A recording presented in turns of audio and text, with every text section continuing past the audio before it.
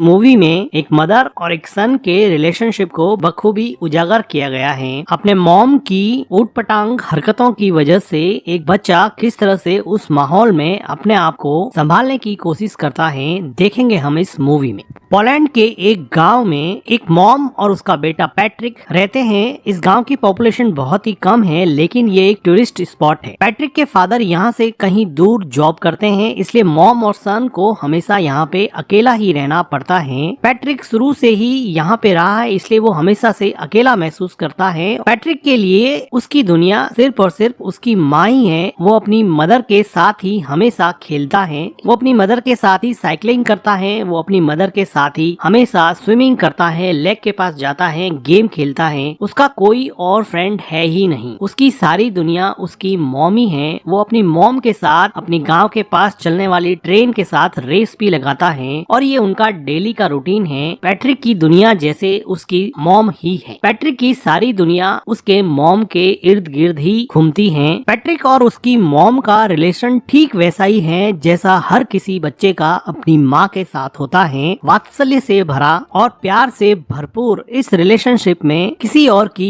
कोई जगह नहीं थी। लेकिन पैट्रिक की जिंदगी में खलबली तब मच गई जब इस गांव में आसपास के सभी लोग समर वेकेशन की वजह से अपने बच्चों को लेकर पिकनिक मनाने आने लगे और अपना समर वेकेशन व्यतीत करने के लिए यहाँ पे रुकने लगे। पैट्रिक तो किसी से भी क्लोज यहाँ पे हो ही नहीं पाया, क्योंकि वो शुरू से ही अकेला रहा था। उसको किसी से फ्रेंडशिप करने में भी बहुत प्रॉब्लम होती है। लेकिन वो देखता है कि उसकी माँ अब रात को रोज घर से बाहर जाने लगी हैं। पैट्रिक ने शुरुआत में इन सब चीजों से कोई रिएक्ट नहीं किया। पैट्रिक की मॉम को रोज शाम को एक कॉल आता और वो पैट्रिक को घर में अकेला छोड़ के ही चली जाती। पैट्रिक काफी देर तक इंतजार करता। कभी उसकी मॉम रात को घर लौटती नहीं थी और कभी देर रात को लौटती थी। वो थोड़ा सा टाइम पैट्रिक के साथ स्पेंड करती थी, लेकिन पैट्रिक को कल का बहाना देकर कि कल मैं तुम्हारे साथ पूरा दिन व्यतीत करूंगी और पैट्रिक को अकेला छोड़ देती थी। धीरे धीरे पैट्रिक अकेलेपन की वजह से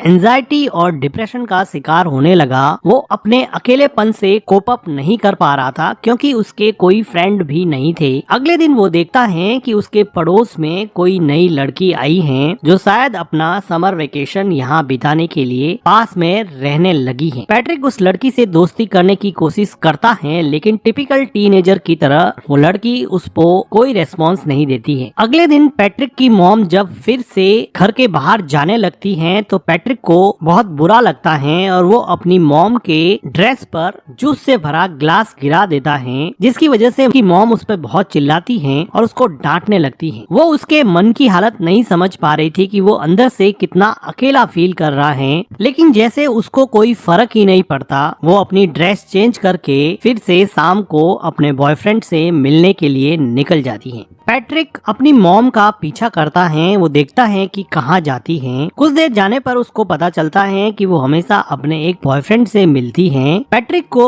अपनी मॉम के पीछे जाते समय एक हिरन का बच्चा दिखता है जो अकेला सड़क पर घूम रहा था। ये डायरेक्टर का मेटाफर है कि किस तरह से हिरन के बच्चे को भी उसकी माँ ने अकेला छोड़ दिया है और वो इस सुनसान से जंगल में अकेला घूम रहा है, जैसे कि पैट्रिक भी अपनी माँ के बिना इस पूरे गांव में पूरे समर वेकेशन में अकेला पड़ गया है। पैट्रिक को हिरन के बच्चे को देख के जैसे कुछ सांत्वना मिली और वो अगले दिन नए दोस्त बनाने के लिए तैयार हो गया। वो पास में आई लड़की माइका से बात करने लगा और थोड़ी देर एक दूसरे से बात करने के बाद में वो दोनों एक दूसरे के दोस्त बन गए। माइका बताती है कि उसके पेरेंट्स का डिवोर्स हो चुका है। वो खुद भी बहुत अकेला महसूस करती है। अब माइका और पैट्रिक में काफी दोस्ती हो जाती है और अब पैट्रिक वो सारी एक्टिविटीज जो अपनी माँ के साथ किया करता था, साइकिलिंग करना, स्विमिंग करना और लेक के पास बैठ के टाइम स्पेंड करना, ये सारी चीजें अब वो माइका के साथ करने लगा। उसको माइका के साथ अब मजा आने लगा और अब वो अपने लोनलीनेस को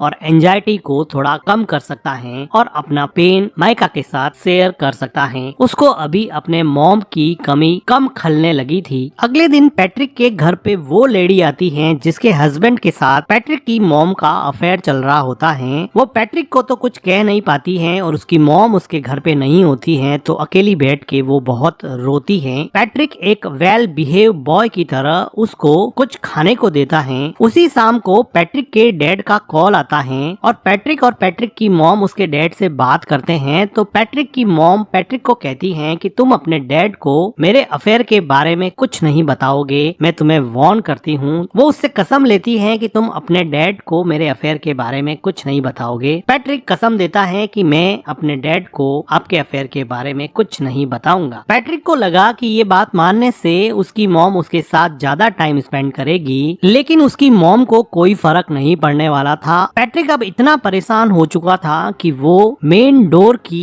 कीज भी छुपाने लगा। वो अपनी मॉम को जाने से रोकने लगा, लेकिन उसकी मॉम उसको मार के उससे लड़ झगड़ के भी अपने बॉयफ्रेंड से मिलने जाती थी। पैट्रिक चाहे अकेला बैठ के कितना भी परेशान हो, उसको जैसे कोई फर्क ही नहीं पड़ता। पैट्रिक के लिए अब एकमात्र सहारा उसकी नई नई दोस्त माइका थी, जिसके साथ वो काफी टाइम स्पेंड किया करता था और यहाँ के पिकनिक स्पॉट लेक में स्विम करता और वहाँ पर गेम खेलता। लेकिन उसकी ये खुशी ज्यादा दिन चलने वाली नहीं थी, क्योंकि माइका को यहाँ पर एक उनकी उम्र से काफी बड़ा लड़का परेशान कर रहा था। ऐसा लग रहा था कि माइका इस लड़के से बहुत डरती है। पैट्रिक इतना छोटा था कि इस गैंग से माइका को बचाने के लिए वो कुछ भी नहीं कर पाया, लेकिन उसको मन ही मन बहुत हर्ट हुआ, क्योंकि वो लड़का माइका को वार्न कर रहा था कि तुम इस लड़के से नहीं मिलोगी, तुम सिर्फ मेरे से ही मिलोगी। उसी रात को पैट्रिक अपनी मॉम का जब पीछा कर रहा था तो वो देखता है कि माइका और वो बड़ा लड़का एक दूसरे के साथ काफी टाइम स्पेंड कर रहे हैं, जिसको देखकर पैट्रिक को लगा कि अब उसकी जिंदगी वापस से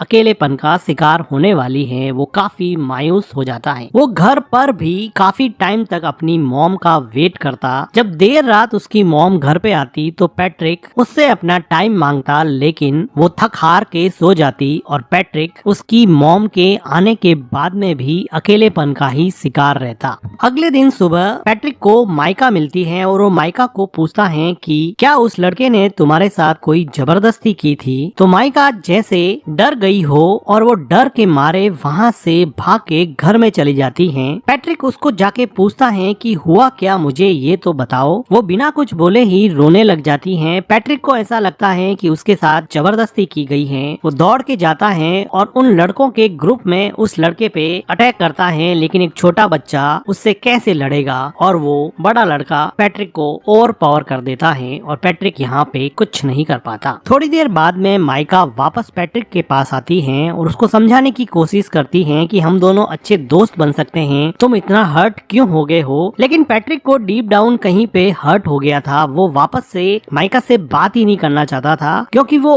ऑलरेडी अपनी मॉम से बहुत ज्यादा हर्ट था और जब माइका ने भी उसे हर्ट किया तो वो इमोशनली वायलेंट हो गया और वो अपने इमोशन को कंट्रोल नहीं कर पा रहा था। अपने गुस्से को, अपने फ्रस्ट्रेशन को माइका के ऊपर निकाल दिया और माइका को उल्टा सीधा बोला, जिसकी वजह से अब माइका को वापस हर्ट हुआ और अब माइका वहाँ से चली जाती है। पैट्रिक को बिल्कुल समझ में नहीं आ रहा था, क्योंकि वो छोटा सा बच्चा था, उसको समझ नहीं आ रहा था कि इन सब सिचुएशन से कैसे निकले। उसकी मॉम उसको बिल्कुल भी सपोर्ट नहीं करती थी, ना उसको गाइड करती थी। उसके आसपास कोई भी पेरेंटल गाइडेंस नहीं होने की वजह से वो अपनी ही दुनिया में जो उसको समझ में आता वो करता जाता और उसके अंदर अनस्पोकन इमोशंस का एक ऐसा गुब्बार बना, जिसकी वजह से वो बुरी तरह से फ्रस्ट्रेट हो गया। उसी रात को पैट्रिक की माँ घर पे रोती हुई आती है। ऐसा लग रहा था कि उसके बॉयफ्रेंड के साथ उसका झगड़ा हुआ है या फिर ब्रेकअप हो गया है। पैट्रिक की मॉम काफी दिनों तक उदास रहती हैं, लेकिन पैट्रिक अपनी मॉम को अपने पास में देख के काफी खुश रहने लगा है। वो अपनी मॉम की काफी केयर करता है। एक रात अचानक उसके डैड वापस लौट आते हैं और दोनों के लिए बहुत सारे गिफ्ट लाते हैं। पैट्रिक को अब लगा कि अब उसका समर वेकेशन बहुत अच्छे से निकलेगा, क्योंकि उसके डैड ने उससे प्रॉमिस किया था कि मैं समर वेकेशन तुम्हारा साथ में बिताऊंगा। अब एक अच्छी फैमिली की तरह खूब अच्छा टाइम स्पेंड करते हैं और पैट्रिक अपने मॉम और डैड को एक साथ देख के बहुत खुश होता है और उसका लोनलीनेस जैसे धीरे धीरे गायब होने लगा था, उसकी एंजाइटी कम होने लगी थी। तो एक रात पैट्रिक के डैड चेस खेलते हुए उससे पूछते हैं कि क्या तुम्हारी मॉम मेरे जाने के बाद में किसी से मिलती थी या रात को लेट आती थी। थी, लेकिन पैट्रिक ने अपनी मॉम को प्रॉमिस किया था कि वो उसका राज किसी को नहीं बताएगा, इसलिए वो अपने डैड को अपनी मॉम के अफेयर के बारे में कुछ नहीं बताता है। लेकिन उसके डैड को इस बात पे डाउट हो जाता है क्योंकि पैट्रिक की मॉम का बिहेवियर काफी चेंज हो गया था। उसी टाइम पे पैट्रिक के घर पे माइका आती है और वो उससे बात करने के लिए कहती है। माइका के कहने पर पैट्रिक उसके साथ साइकिलिंग पे जाता है और लेक में स्विम करने के बाद में माइका उसको बताती है कि अब मेरा समर वेकेशन खत्म होने को है, मैं यहाँ से चली जाऊंगी। माइका को पैट्रिक को हर्ट करने पर काफी दुख लग रहा था, लेकिन पैट्रिक अब इसमें कुछ ज्यादा कर नहीं सकता क्योंकि अगर समर वेकेशन खत्म होगा तो माइका को जाना ही पड़ेगा। वो अपने घर पहुंचता है और वो देखता है कि सीढ़ियों पर वही लेडी जो थोड़े दिन पहले उसके घर आई थी वो सीढ़ियों से नीचे उतर रही है। वो अंदर जाके देख रहा है कि उसके डैड बाथरूम में बैठे बैठे रो रहे हैं। उसको समझ में आ जाता है कि उस लेडी ने उसकी मॉम के अफेयर के बारे में उसके डैड को बता दिया है, क्योंकि उस लेडी के हस्बैंड के साथ ही उसकी मॉम का अफेयर चल रहा था। तो इस बात से दुखी होके उसके डैड ने अब ये डिसाइड किया है कि अब वो यहाँ नहीं रहेंगे और वापस जॉब करने चले जाएंगे और शायद कभी वापस नहीं आएंगे। पैट्रिक की मॉम पैट्रिक के डैड को समझाने की कोशिश करती है, लेकिन जब आप रिश्तों की बुनियाद विश्वास को ही हिला देते हैं, ट्रस्ट को ही खत्म कर देते हैं, तो किसी भी इंसान को रोकना लगभग नामुमकिन सा हो जाता है। पैट्रिक के डैड अब यहाँ से चले जाते हैं। समर वेकेशन खत्म हो जाता है। अब पैट्रिक को स्कूल जाना होता है। पैट्रिक की मॉम पैट्रिक को तैयार करके स्कूल छोड़ने जाती हैं। वो दोनों सड़क पर चल रहे हैं, दोनों एक दूसरे से बात भी नहीं कर रहे हैं। पैट्रिक को अपनी मॉम पे बहुत गुस्सा है क्योंकि उसकी मॉम की वजह से उसके डैड उसको छोड़ के चले गए। उसके सेल्फिश बिहेवियर की वजह से वो किसी से घुल मिल नहीं पाया। वो मेंटली इतना ब्लॉक हो गया कि दूसरे बच्चों से बात भी नहीं कर पाता था और ना ही उसको अपनी मॉम का प्यार मिलता। अब वो रेलवे ट्रैक को क्रॉस करने वाले हैं। उसकी मॉम आगे जा रही है, बच्चा पीछे छूट जाता है, जो कि डायरेक्टर का मेटाफर है कि आप अपनी जिंदगी में आगे बढ़ रहे हो और बच्चों को आपने पीछे छोड़ दिया है। और इन दोनों के बीच में न जाने कौन सा इमोशनल आउटबर्स्ट रूपी ट्रेन आके आपके सपनों को, आपके अपनों को कब कुचल दे पता नहीं चलेगा। उसकी मॉम पीछे मुड़ के देखती है कि पैट्रिक पीछे रह गया है। वो ट्रेन को देख के डर जाती है, रोने लगती है कि उसके बच्चे का क्या होगा। अचानक से ये मोमेंट उसको रियलाइज कराता है कि उसकी जिंदगी में कौन इम्पोर्टेंट है, उसकी जिंदगी का अहम हिस्सा कौन है। वो आदमी जिसको वो रोज मिलने जाती है या फिर वो हस्बैंड और उसका बेटा जो हमेशा उसके साथ थे, साथ खड़े थे। वो खूब रोती है। उसको रियलाइज होता है कि शायद उसकी जिंदगी का ट्रैक अब उसे चेंज करना पड़ेगा।